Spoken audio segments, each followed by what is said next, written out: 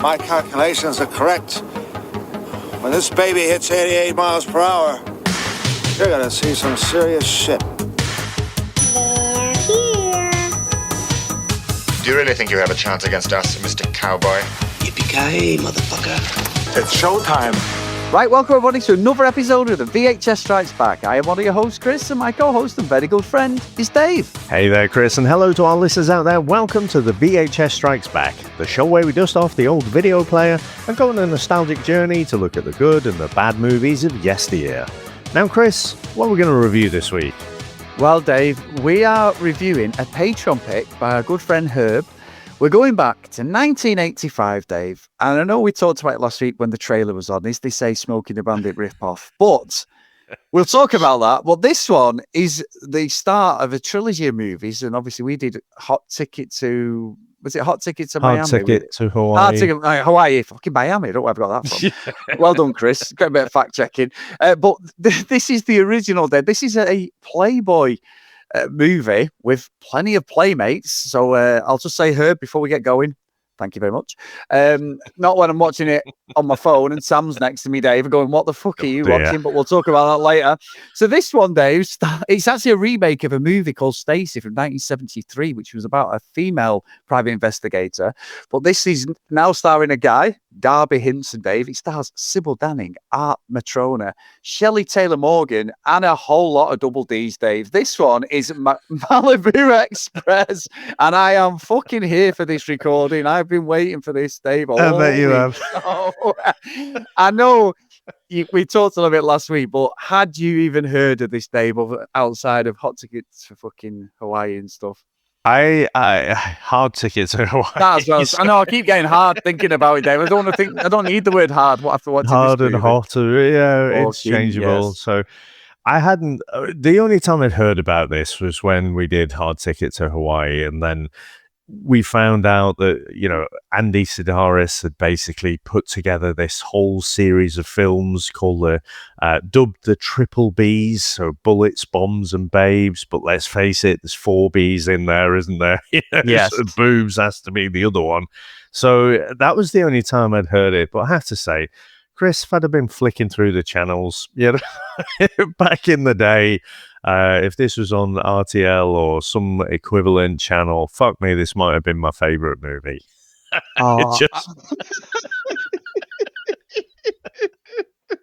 I mean, I'm still stunned. I sort of can't believe it that this exists. And we'll get into what we think about the movie as well. The only real callback I could say is obviously this stars Sybil Danning. And she was quite memorable, if you remember. She was in Battle Beyond the Stars, and so I remember her quite well from that one. And obviously appeared here, and I was like, oh, I recognise her. But yeah, I mean, let's face it, this is one of those RTL films, but it just happens to be in an American language. That's the only difference. Because Cody's fucking walking in and everyone's just like, hey, let's get the top off. And they jumping on him. So it does honestly remind me a lot of those silly movies that I enjoyed back in the day. But what about yourself, Chris? I know we're in 2025, you've got to watch your P's and Q's, but I tell you what, this is what I dreamed of when I was fucking 13, 14 years old. This is the ultimate movie. Fast cars. I mean, the guy, he isn't Burt Reynolds. He's a good-looking guy, but he's not Burt Reynolds.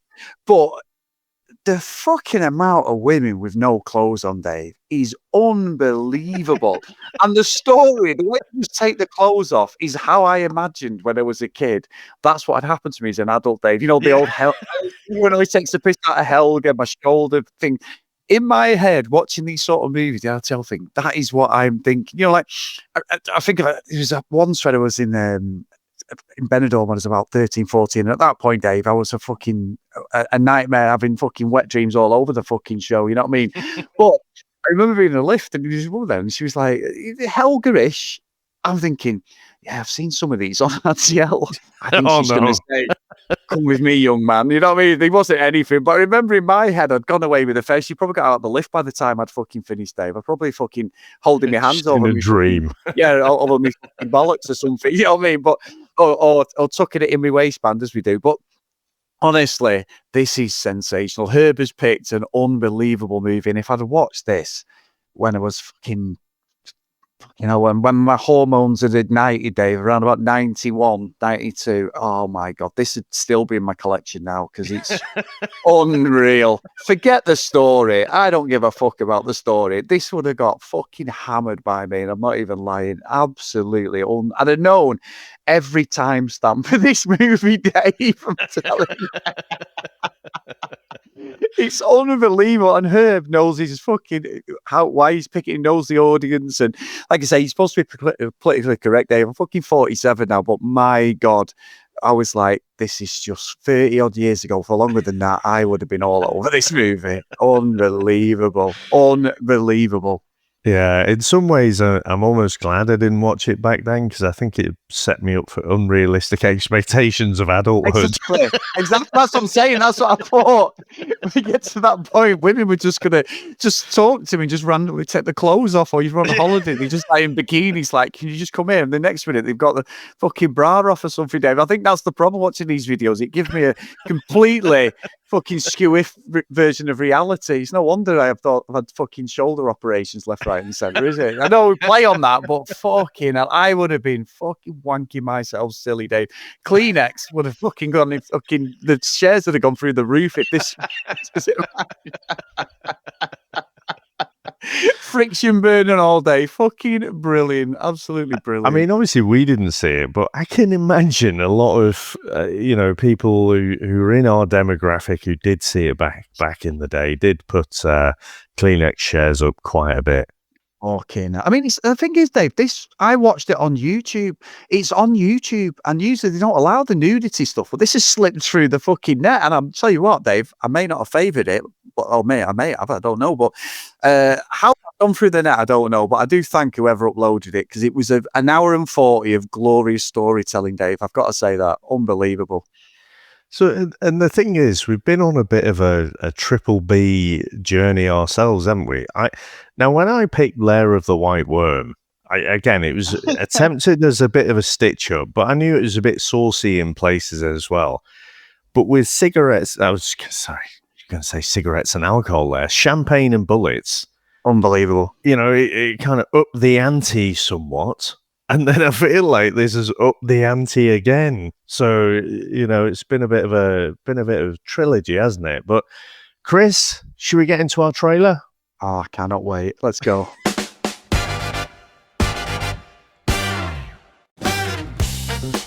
On the sun-soaked beaches of California, where crime never sleeps, and neither, apparently, does the camera operator, one man stands between justice and absolute nonsense. Yes, it's Malibu Express, the only spy thriller where espionage takes a backseat to yachts, hot tubs, and unnecessary nudity. I don't think it's unnecessary. Every 10 minutes, and it's not 10 minutes. Meet Cody, private investigator, cowboy boots, mustache, and a sports car with more personality than he has lines of dialogue. He's basically Magnum PI. If Magnum had fewer brain cells and more rope women randomly throwing themselves at him. I don't know what voice I'm going for. Carry on, Dave. When a wealthy family is threatened by spies, blackmail, and terrible acting, Cody is hired to crack the case. And by the crack the case, I mean drive around, flirt badly, and somehow fall into a conspiracy involving Russian hackers and a crossbow from absolutely no reason at all. Packed with action, boobs, suspense, and scenes that absolutely did not need to be filmed in slow motion. Fucking boobs, Dave, in 2025. I love it. Half the action scenes looked like they were shot during someone's lunch break. The other half looked like an aerobics video that went horribly wrong. Well, that's subject to fucking opinion, but anyway. Featuring villains so incompetent, even they look confused about why they're in the movie. And don't forget the neighbours, a pair of horny aerobics instructors who appear living inside a perpetual 80s music video. It's the film that launched a franchise where every hero is somehow dumber and hornier than the last. Honestly, mate, it's like Andy Sidaris made a Bond film using pocket money and a copy of Playboy. Malibu Express, fast cars, slow writing, and a leading man who solves crimes by accident. Cody Abilene is a charming but hopeless private investigator who'd rather cruise in his Corvette and chat up every woman he sees than actually work. He's hired by the wealthy Lamas family to investigate strange behavior at their mansion, a household full of secrets, arguments, and suspicious characters. As Cody starts digging, he keeps getting sidetracked by his flirtatious neighbours and random distractions, but he does manage to uncover hints of a bigger problem. Stolen computer technology and basically an espionage link.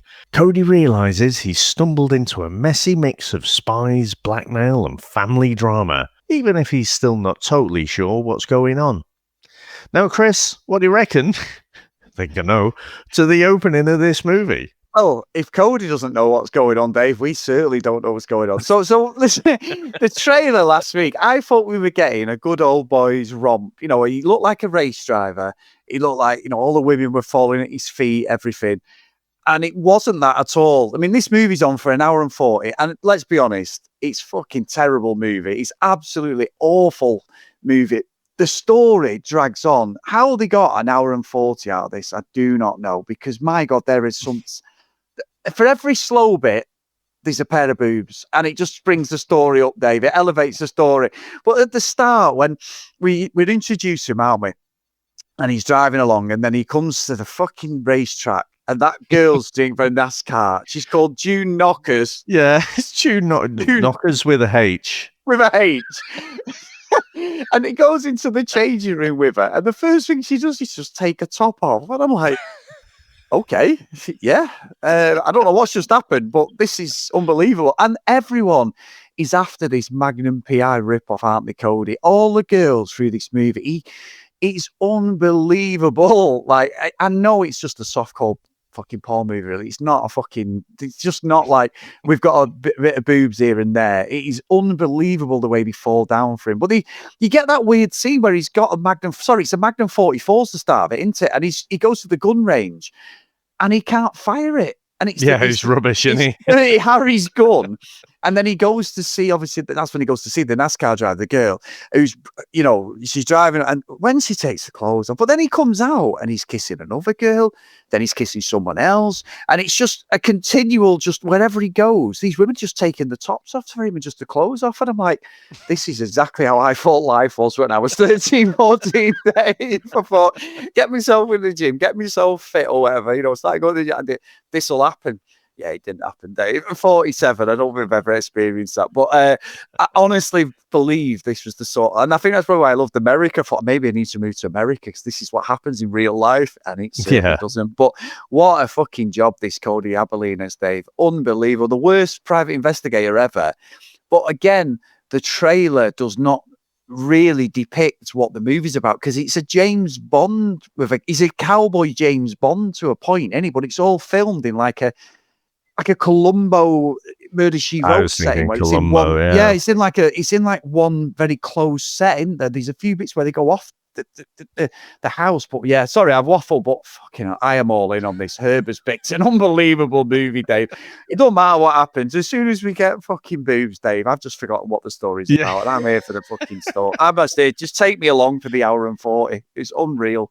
Yeah, I mean, it's unashamedly right there, isn't it? And the thing is, when you look at this, it's billed as like action adventure, but you've mentioned soft porn there. I was wondering when I was watching it, I was like, at what point does it become soft porn? Because it feels like it's pretty much almost there.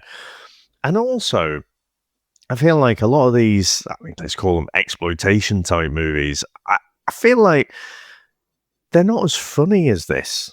I mean, there's genuine comedy in this. I mean, the whole fucking June Knockers, as soon as that line comes out, I mean, the child in us. It's Carry On levels of comedy in there. But then not only is her name June Knockers, but they keep, throughout the movie when her name comes up, it's like, making sure it's with a H, and you start thinking, where does the H go? Yeah, it's like stuff like that. And the fact that, you've got this Magnum PI guy, Cody, and he goes to the shooting range, and it's like, do you want the, target static or do you want them moving? Oh, yeah, moving. And it's like he's going to be this badass. He's Magnum, or he's from Miami Vice or something like that. And yeah, you can see his shots are all over the place. They're barely on the target and he's fucking rubbish. And so I don't think I've seen a movie quite like this where they've lent into the comedy quite so much. Yeah, and you're right. I mean, the June Knockers thing, that's Carry On, innit? It's Carry On movie stuff. But usually you get the innuendo stuff. No, this is full on. And I was reading some of the stuff. When he goes to the gym, and obviously he goes to the mansion, doesn't he? So he goes to the mansion, meets his family, and he's sort of, not blackmail, but he's sort of going into this thing where he's got to do this for this family, the Chambers family, whatever they're called. And it's when he meets like that weird hillbilly fucking mum, dad, and son who just want to race him. And that was like fucking Cannonball Run or Smoking the Bandit. You're going for like a cross between Buford T. Justice and the hillbillies, and they race him. And to be fair, this movie come out 3 months before Back to the Future, and he drives a red DeLorean. So even though Back to the Future made the DeLorean famous, he's actually driving. They say it's orange, but it's not. It's red. He's driving a red DeLorean in this, which is bizarre. But he gets beat by a Pontiac Fiero, Dave, which is fucking a V6 piece of shit, really. What they use, that car that beat him, is the car they use in the UK a lot for kit cars when they make little Ferraris and stuff. That's what they use. That chassis and that is what they build. You'll see like a Magnum Ferrari or something like that, and it'll be that. It's a Pontiac Fiero. But anyway, he has that race, nothing to do with the movie. So he's like, I don't understand this. And the mum's there, like, looks like she stepped off. What was the one we watched, Dave? The Hairspray. Like she stepped off the set of Hairspray. It's just complete bollocks. It makes no sense. He gets to the mansion. He meets it straight away. We're introduced to the butler, who's an whatever he is, Shane, who's an arsehole, who's slipping one of the aunties and someone else, and he's a sex pest, but he's filming everything because he's trying to blackmail him. So we get to meet a big steadhead, but then straight away the women just want Cody, don't they? They're like, fucking, we want him, that's it. And he's already slept with a copper just before this. The copper, he sleeps with her, the blonde woman, she's the police.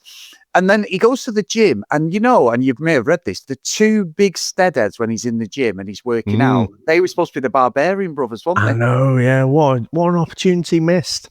I know. Well, the thing that makes me laugh is, Dave, they missed the shooting day because they thought they got the days mixed up, but they were at choir practice. Come on. Who wrote that fucking excuse for him? Sorry, I can't do PE today. I've got an ingrowing toenail. Come on. Them two at choir practice. They were juiced to the gills in the fucking gym, probably, or doing some fucking porn or something. I mean, that is a great bit of trivia if I'd have them two legends. That should have been in this movie. That's brilliant. Yeah, and it's the fact that they got the days mixed up and they turned up on the wrong day. I mean, it just seems perfectly on brand to be honest.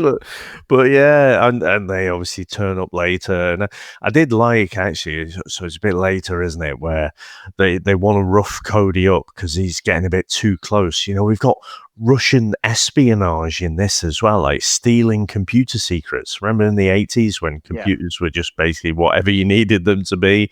But and then he sort of whips his top off and he's like, right, yeah. And then they take their shirt off and his face is like, oh, these are really big. It's like he hadn't noticed that they were massive fuckers. Yeah. And so, again, it's just this hapless private investigator it's just subverting that idea of this heroic guy. Like, look at Champagne and Bullets last week, where old fucking Shimmy Slide, whatever his name is, DeHart, is John basically brilliant at everything. Well, Cody is just pretty much shit at everything, apart from he's a walking pheromone for the ladies. The best one's like, you know, as soon as he gets into the Malibu Express, you know, his boat there, and the other people don't like it. It's obviously not to the class that everyone else around determines. But you know, he's got the two in the boat next to him, and they just walk in and want to get it on straight away. Oh, you've been in there for ages, and I'm like, well, you just jump in with him. And next minute, they're having a shower in the small. It looks like they had a caravan shower, Dave. Done it a little tiny cubicle so shower. fucking uncomfortable. Like, oh my god, they just squashed in, weren't they? Oh, honestly, he's fucking brilliant. That scene with them two, they're like, Cody, and he's going, how have you got past my, security system? Which it's never explained. He uses that line twice with these two girls. And then he's like, I've got to go to work. I'm not being funny, Dave. I'd have fucking rang in sick, fucking in straight away. I'd be like, fuck work. You know what I mean? It was like, I don't care. But again, he's just wantonly goes through the movie, and every single woman, it's just innuendo. They love him, don't they? Like you said about that scene with the two bodybuilders. He's in the desert, and he goes to the espionage bit, doesn't he? Because Sybil Danning's character, Contessa Luciano, we've got to say, he's stunning in it, absolutely stunning. Yeah. And she recruits, and they have a bit together and all this, and she's like, takes him out, puts a dress on and all that. And then when he goes to see the Chamberlain family, the other guy, the scientist, that's when he says, make sure he never leaves. But then he says, make sure he never leaves the building. The next bit, they're chasing him in the desert, which is weird. Yeah. But then he does these two, as you said, he takes the tops off, but he does these two karate kicks. And then the other guy, he tries to hit him in the stomach, and he's got a machine gun. But even that doesn't make sense, because he's saying kill him, and he doesn't. And I'm like, well, I don't get this at all. And then he's flipping cars, he's changing cars and everything. It's just, there's no reason for me to even explain this movie. It's just got some of the, there's one of the girls in the gym where he's talking just before it, the brown haired girl. I like the brown, the Spanish Latino, and he starts talking about it straight away. And I'm like, holy shit, she was absolutely, we were all stunning, but she was like, the god tier that Chris fought when he was 14 would just come up to me and go, listen, come with me and I'll show you what you can do, Dave. But there you go. She's stunning. There's some absolutely beautiful women in this movie. And some of the guys as well, even like good looking guys out there, the fucking waiter, Shane. You know who he was, Dave? I do. Who he was? Go on, tell everyone. I thought Shane, you straight away. The old fucking sex pest, was in The Bachelor Party. So one of Tom Hanks's early movies that I'm sure he's very proud of. He was Nick the Dick. Well, have you got someone else? He is part of your greatest movie, your ploy movie that you used to put in the diary. In Star Trek Wrath of Khan, he's part of Khan's group, Dave, but he's got blonde hair. You see him in the Enterprise next to Khan. There's a publicity shot of the three of them. Is it Altaban, what he's called? But these three people behind him, a woman and two men, and they're both ripped up, and he's one of them. He's one of the henchmen, basically, for Khan in that movie, Dave. I thought you were going to say that. I didn't know he's Nick, whatever, big dick Nick, whatever you just said. But anyway. Nick the Dick. The Dick. I mean, depends what context, Dave, but brilliant. Absolutely brilliant. Fucking also, there was another one who jumped out, so to say. Did you spot? So the guy who was with the beefcakes, the guy who gets his ear shot later when they try and sort of ambush Cody on the Malibu Express. It was Matthew, played by Art Metrano. Now, he was actually Lieutenant Mauser in Police Academy 2 and 3. Ah, I didn't see that. I didn't spot that at all. I watched those movies so many times, thinking I had them on tape back in the day. So, yeah, I had to look it up. I wasn't sure. I was like, I'm sure I recognize him. But then as soon as I could put his face to the character, I was like, oh, yeah, I remember now. So do you remember? I'm sure, wasn't he the one with the glue in his head? Yes, yeah, he was. Fucking brilliant, absolutely brilliant. And you're right, because the little cameos and the stupidness of this movie is unreal. I mean, there wasn't a massive budget, but in the same respect, it doesn't look cheap either, does it? It said they put about $500,000 up, but I think there's more to it than that. And honestly, Dave, this must be a classic for a lot of people our age. A lot of young lads, Yeah. it's got to be a classic. And that's not being a dick or anything. Like, you know, I would have lapped this up. This would have been an unbelievable movie when I was a kid. I'd have had my fucking keys in the door. I'd have been fucking putting... I'd be like Kevin from fucking Home Alone. My whole house would have been booby trapped so I didn't get caught pulling one off on it. And there's no way I would have settled for just one, Dave. There's not a fucking chance. I'd have to have a break, have a cigarette and a fucking crumpet or something, and then I'd be off again. Fucking unbelievable. Unbelievable. This. And that's not, you know, I'm not even making any excuses. This was just pure. This is the movie that would have made me the man that I am today, Dave. But again, like you say, it just creates an unrealistic expectation. I mean, this is not, obviously I hadn't seen this back in the day, but you know, to me, this is just an extension, a parody of so many of those things that we used to watch as kids of, you know, representing California. And you find out now, well, it's because basically everyone was, you know, all the blokes were beautiful, all the women were beautiful, you know, all Playboy bunnies and whatever. It's not a realistic view, but that I can't shake that imprint from my young mind. That's to me what California is. So yeah, it's just unbelievable. But again, going back, I mean, you'd mentioned Columbo. Basically, I think this movie is Columbo with boobs. I mean, that is it. Or you know, and he's a bit more, you know, you've got a bit of Smokey and the Bandit in there, a bit of Magnum PI, and obviously a bit more comedy than Columbo, unless you're watching the David Brent version. So that the whole format of it, you know, the intrigue between the family politics and everything going around this mansion. I mean, talk about Shane, who's basically, I mean, the most obvious camera that pops out of the TV. So he's recording everyone to get dirt on them. But they do, I mean, one bit where it gets a bit, you know, uncomfortable is the old James Bond trope, isn't it? Where he goes into the shower with the niece or something, and then she obviously doesn't want him there, and then he just, you know, forces the issue, and then starts kissing her, and then she goes from resisting to then, I mean, that is probably the soft, porniest bit in the whole fucking movie. And then, you know, he literally shows her the camera at the end. It's like, oh, Shane, you cheeky rascal, you. I'm like, whoa, maybe that bit hasn't aged so well. No, and I agree on that. It was because that wasn't with Cut as well, because one minute he was with the auntie, one of the older one, not Lady Leader, Anita, wasn't it? And the next minute he's in the shower, but then it comes to pass that like a husband, he starts using some like, you know, basically saying he's gay, and I'm being polite there, what he actually used. But then he's a drag artist who goes to gay clubs, and then Shane's alluding to that he slept with him as well. And you're the one on the bottom, like he said to the woman. He owes 30 grand to these people. So as well, we've got this espionage with Contessa. He owes 30 grand to these people, and it's like, you're right. It's like an episode of Columbo or like was it Midsummer Murders? Because it's almost like a Cluedo type thing, isn't it? In some respects, like you've got fucking Cody just going backwards and forwards to his yacht, which I find ridiculous because the guy who runs the yacht club is also the guy who works with Contessa, who's some sort of secret agent, but he runs the yacht club.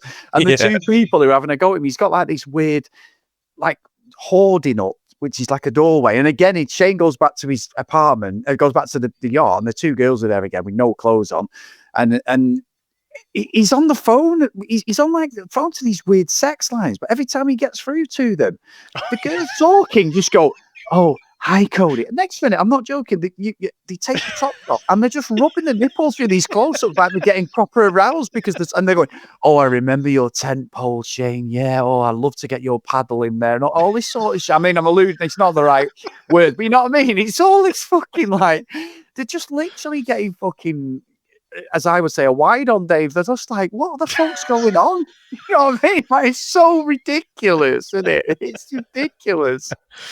Oh, yeah, it absolutely is. But I'd say you're saying about Shane as well there. earlier in the movie where they're having a bit with the lady of the house or whatever, and she says, "Oh, Shane, what did you do in prison?" And he's like, "Ate a lot of furniture." Yeah. What? So are you like fucking cockily saying how you got fucking raped quite often? Fucking ridiculous. I thought that was an interesting line, and I mean, obviously he gets killed off, Shane, doesn't he? And then that's the murder. I mean, it's happened like halfway through the movie or something. Then we have this weird, it's almost police squad levels of death because he gets shot and whatever, and then he just won't go down. But he ends up picking the TV. Picks the TV up and crashes through the doors, and then it's the day after, isn't it? They just like find him. It's like, oh look, oh my god, it's Shane. And I just thought it was sort of brilliant. And at that point, I didn't know like who was going to be the murderer. I know, and that's what gives it that kind of Poirot, Murder on the Orient Express sort of feel. So yeah, what a movie! I know. We're so easily pleased, aren't we? It's unbelievable. But you're right, because I think the setting of the movie and having this cowboy going around doesn't really fit, does it? He shouldn't be a cowboy. That does take you out from the movie, doesn't it? Like he's a cowboy, Cody. It just doesn't. He should just be. Well, I don't know why it had to be, but that was obviously part of his backstory, wasn't it? Because he's obviously this well-privileged guy. He's from Texas. So he's kind of an out-of-towner in California. So I don't quite know what that adds. I maybe don't understand what they're going for there. No, I don't. And I think there's another bit after this. So when he gets killed, Shane, and that, and it's obviously a woman dressed up. She comes in, stabs him, and all that stuff. Because and one thing we hadn't talked about is like Cody is. He's got like a voice recorder, so basically that is the plot device that he does a lot of the scripts. He does a lot of the voiceover for the movie. He's like talking as if he's written it in his diary. Into we getting this lot of like this has happened because obviously nothing makes sense. So then we have to get like Cody there doing like, oh well, this has happened because of this. But it's when he sleeps with the police woman again, who's his friend, and then he shows her the video of them both sleeping together that's just been recorded, and she laughs about it. He goes, "Oh, yeah, know, yeah. Like, yeah, can I have this?" No, I think I'll have this. And I'm like, she'd be fucking livid. I know he's not done that; it's because of Shane, but he's like playing out. She's like, "Oh yeah, some of my best moves," and I'm like, "This is fucking bullshit," but also glorious as well. Consent wasn't a big theme back in the 80s. No, it wasn't. And I saw that there was a scene when is it that bit when he's sleeping with her where it went to the ratings board kicked off, didn't they? Because it looked like they were doing the positions they were in looked like they were having sex, Dave, but not the normal way, shall we say, Dave. Possibly, yes, yeah. There's some burgling going on there, but yeah, but that's so they said that was like a big thing with the ratings board. But Andy Sidaris kicked off, didn't he? And I saw that Hugh Hefner had sold the movie to MGM because he's a sly fucker. One, he was a businessman, he had to buy it back and all. There's some proper dodgy dealings going on for this. Oh yeah, absolutely. Now I saw that fact, that bit of trivia from the ratings board and stuff, and I can only assume the people on the ratings board only ever did missionary. I know, I was thinking that. Because I'm thinking, just because you're behind someone doesn't mean that you're going in through the back door. Like, no. I found that just bizarre. So, yeah. If you've had a curry or you've had a load of garlic, it's usually sometimes the most practical position, let's be honest. You know what I mean? For both, yeah. Anyway, let's just move on from that revelation. Swiftly on. Unbelievable. But did you see the twist? Because obviously, the setup was so they found out they got so Shane had taken a picture when he was being killed, and it was I can't remember the name. Is it the character's name? Contessa. Well, Contessa ends up being, so she's later, isn't she? But she's got a whole mask. It appears like someone else, and In Chris, why did... She's trying to be... not Is it in Lisa, Lisa, is it? Lisa. She's trying to be Lisa, the young girl. Lisa, yes. Why is it that people, and I fell for it as well, thought if you put some tights on your head, it somehow covers your identity. Did you never watch the Sweeney Dave in the 70s? He was fucking Dennis Warman. They could never fucking John Ford. They could never catch him, could they? Because he had a fucking 15 denier fucking tights on the head, which was uncomfortable. Why? We've all tried them on. You must have tried them on, Dave. I put them on my head before when I was young. Have you ever put them on? Of course. I remember fucking at uni just pissing around with the lads. Yeah. That was a different thing. Yeah, but, put them on my head as well. Move on, babe. Fucking move on. Different times, Chris. Different times. It was the 90s. But no. Yeah. But I remember, it sounds stupid this, right? I remember at that time and sticking it on. I'm like, it's just me with tights on my head. Yeah. It doesn't obscure my identity in any fucking way whatsoever. And it's the same with Lisa. You can see plain as day it's her. But then comes the twist, doesn't it? Because it's not actually her. And then you get this weird ending, this convoluted ending when actually it's Contessa, but she's working as part of like some secret fucking government thing. But she knew she left enough clues to know that Cody was not actually, Lisa was not actually the murderer, but Cody would find enough clues because, you've got them going into the drawer where, it's obviously opened by someone who's right-handed. And you can see from the picture, they're holding the gun with the right hand, but Lisa's left-handed. It's like, oh yeah, he's picked up on that. And then you get this almost James Bond thing where she's left a mask for him. It's just there. And then he's listening to the recording, takes the little veil off so he can see the mask, but it self-destructs. And then when Contessa's whole message has played out and all her plans and whatever, and she's telling Cody about how it all went down, that self-destructs as well. I'm like, it's fucking turned into Mission Impossible. So I didn't see that sort of twist coming, but again, just the bonkersness of it. I just fucking loved it, if I'm honest. I did. Herb's pick's a fucking classic. This is going to go down in VHS Strikes Back folklore for me. And when we do the review bit, Dave, in a minute, and we say, would you watch it again? I'm fucking telling you now, I will watch this again. Don't you worry about that, my friend. Fucking with the curtains drawn, probably. Well, if you're in somewhere where you can't get it, it's on YouTube, Dave, and you're feeling a little bit, you may need a bit of a push as you're getting older. This could be the movie for you. So, Dave, shall we get into our scores? Let's go.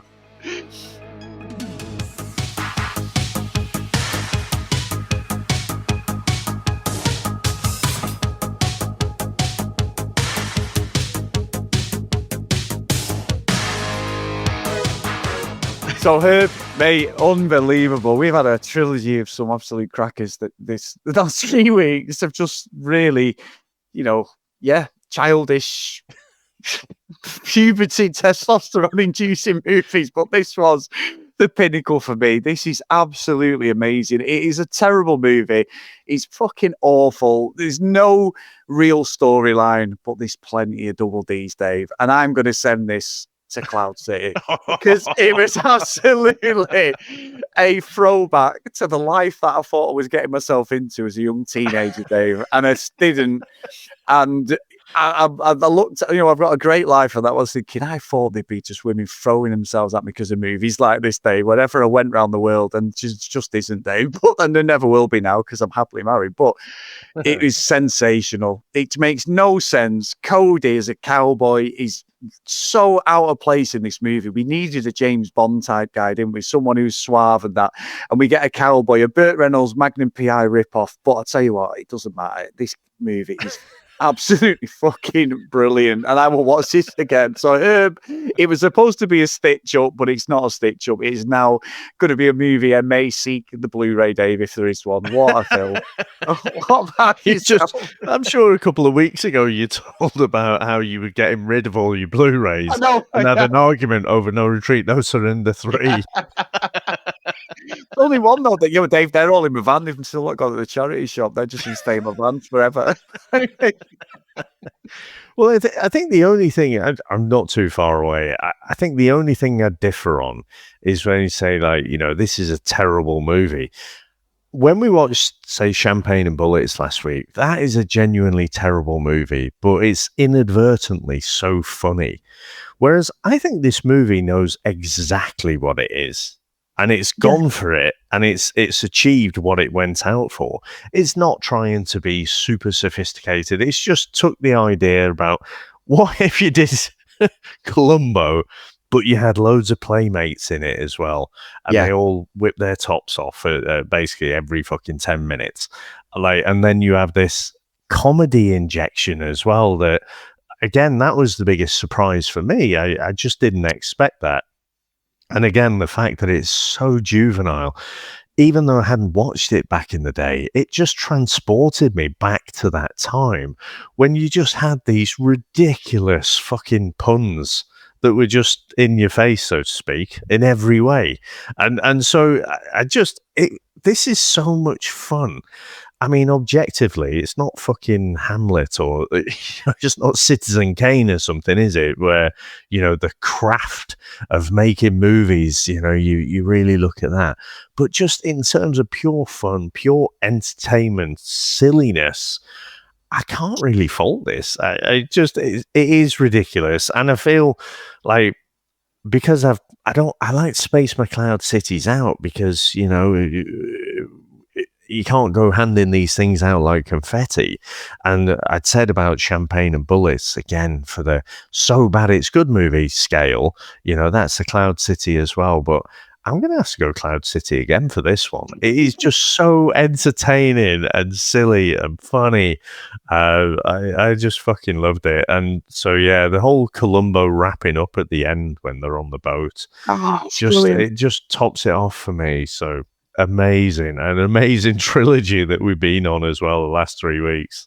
No, honestly, it's been brilliant. And thank you, Herb. And next week, Dave, we've got our great friend, the mullet of mullets, Mr. Blake Biles, Dave. And he has got a movie which I know nothing about, but I don't know whether this will continue the continuity, because it puts me under pressure, because after Blake's pick, it's mine, Dave, which will come out on Christmas Eve. And I'm like, do I carry on in this boobical fucking, series that we've got on for Christmas? I mean, is there anything out there? I'm sure I can find something, Dave. But anyway, Dave, we are going back to 2001. We are going to be covering a movie I know nothing about, directed by Tom Green, written by Tom Green, starring Tom Green, Dave. This one is Freddy Got Fingered. So let's get into the trailer. Let's go. It's yours. Hop in. LeBaron. Bet your boots. It's a LeBaron. Look, it says #1 son in the license plate. That's me. I'm the #1 son. It's never easy. Zed from Men in Black. You Make your daddy proud. You hear me? I'm gonna make you so proud. You make your daddy proud. I remember the name of it. Proud. Get the bottle away! Are you really excited about this? It's not some other weird fucking softcore thing, Freddy getting fingered. I didn't want to see that, let's be honest. Factory that have been making cheese sandwiches their entire lives, and they're gonna look at me, and they're gonna call me a Oh no. You injured me, not with my cheese helmet. Hello? Hello? He couldn't handle the complexities of making a cheese sandwich, so now he's back at home.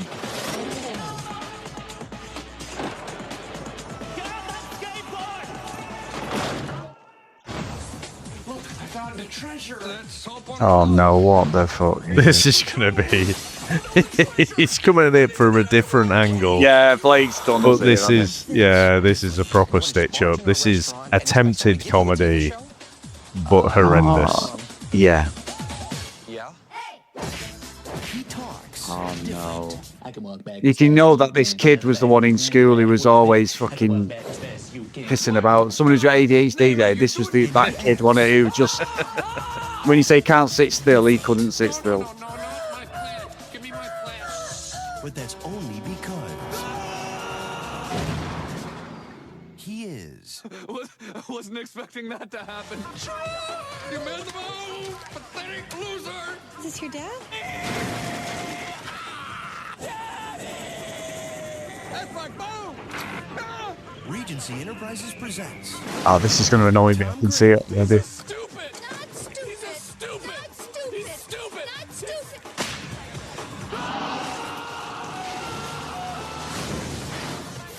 Freddy got fingered. Now, if you'll excuse me, I still have some work to do.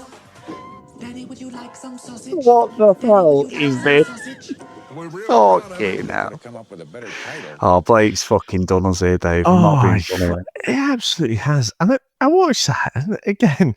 So we know why Malibu Express got made, right? It's for people like us back in the mid 80s, right? Yeah. You can see it. I watched that trailer and I'm like, how the fuck does that get made? It's got to be a friend of a friend. Something. That is ridiculous. Blake, I know he's laughing listening to this. Blake. He's done it again, isn't he? Done it. Oh my God. Oh. But anyway, thank you so much to Blake. Yes, but Herb as well, mate. Unbelievable. God tier like pick this week. Absolutely sensational. And I make no excuses for these stories because you know what? They were all true. But there you go. Big thank you to everyone who supports us on the podcast. If you want to email us, the VHSStrikesBack@gmail.com. If you want to follow us on social media at VHSStrikesBack. If you do want to support us, please go over to patreon.com/the VHSStrikesBack. So the roll call of honor and a big thank you to Reese, Nick, Greg, Gareth, Mike, Lee, Helen, Dylan, Dan, Justin, Susan, Tim, Matt, Hales, Ken, Lucky Lou Green, Herbs, Jack, Math, Blake, John Hammond, and Mr. Tony Farina. So thank you so much, guys, for your support. Amazing. I don't know what I'm going to pick after Blake's, Dave. I'm going to have to really put my thinking out on. We can't bring Santa with muscles out again because that was my last Christmas's pick. So I don't know what I've got up my sleeve. But absolutely brilliant. But one thing I'm waiting on, Dave, and I'll be honest with you, because of the tone of the movie, what song have you got today, mate? I can't wait. I've been looking forward to the song all week.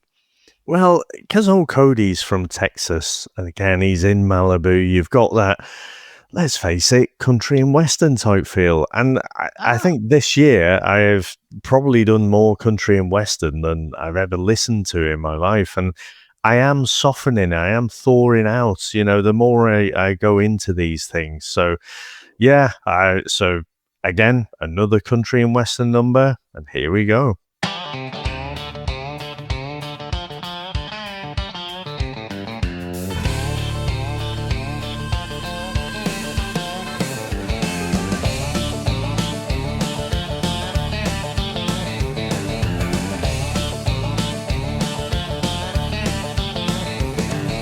Cody's got a cowboy hat and a car that barely runs.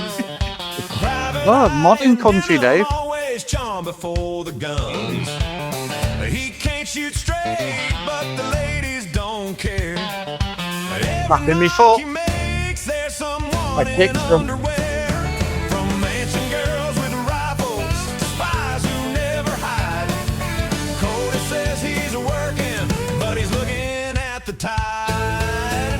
Malibu Express. Cody's rolling around town in a denim mess. Malibu Express. Tessa and June keep saying yes. Malibu Express. Hot tub bikinis, he's a one-man quiz. Malibu, Malibu, Malibu Express. Contessa pulls him closer, calls it business on the side. June knockers, flashy smiles that make his cowboy hat slide. Then Faye and May come docking, moving in next door. Just sailed in from Texas, Cody shows them both the tour. From sunrise shower scuffle to dawn shootout's gone wrong. Cody grabs his pistol, but the safety's on. Malibu Express. Cody's rolling around town in a Gliders, babe. Malibu Express. Yeah.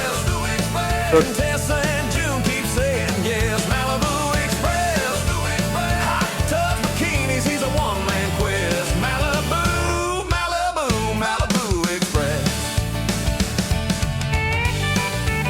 I'd say I'm definitely softening.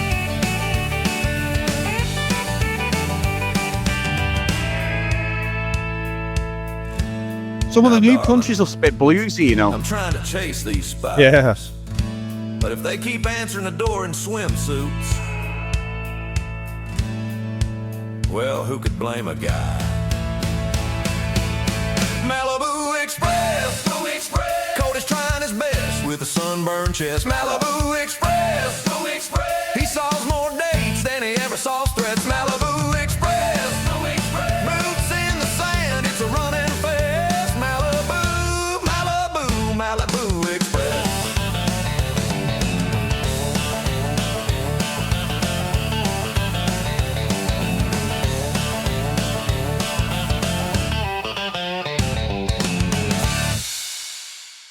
So there you go, Chris. Again, I just tapping my feet.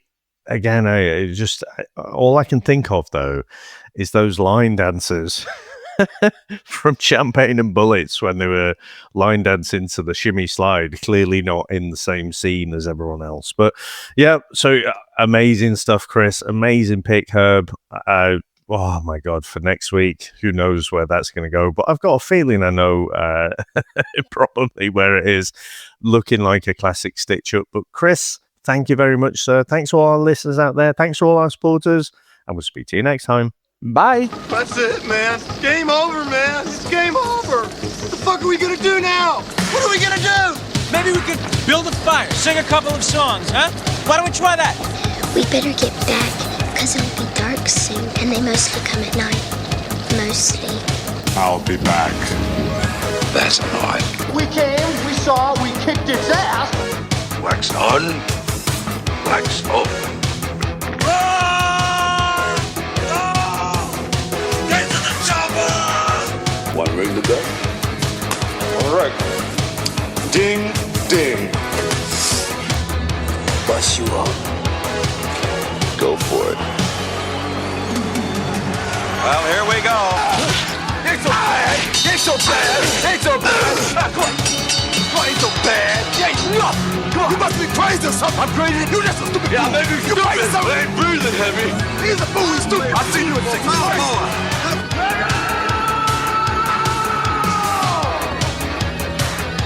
I must break you.